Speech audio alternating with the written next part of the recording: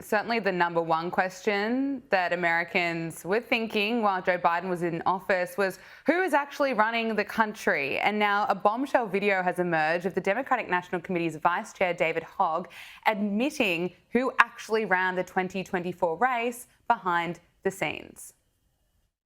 Foundational question for me is how corrupt is the DNC if so many people knew, or few people knew about Biden, the president of the United States? I mean, I think the fact of the matter is the DNC is always going to be a campaign arm of the president, ultimately. The bigger issue was the inner circle that was around Biden. That's it. And I can't stress you enough. Joe Biden's chief of staff, had an enormous amount of power. Joe Biden? Joe Biden's chief of staff. That was an open secret at the left. I would avoid him. He was scary.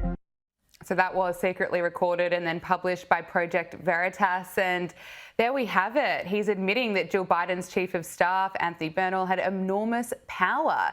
And this comes after Jake Tapper's book, Original Sin, revealed that former President Joe Biden's aides considered Jill Biden one of the most powerful first ladies in history, which made her top aide, Anthony Bernal, one of the most influential people in the White House.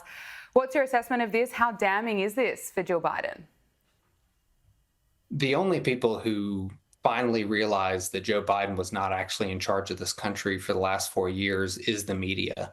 And I don't know if they were complicit in hiding it, but at minimum, they were incompetent in not seeing it, because Americans realized this. That is why Joe Biden's image was so bad. That is why the direction of the country was so poor, is because Americans actually knew what was going on because they saw it with their own eyes, and then they realized the consequences of it.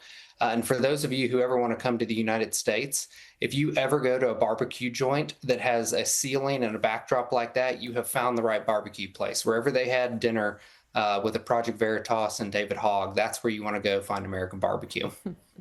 Finally, the Trump administration is cutting federal contracts with Harvard University, intensifying the president's clash with the nation's oldest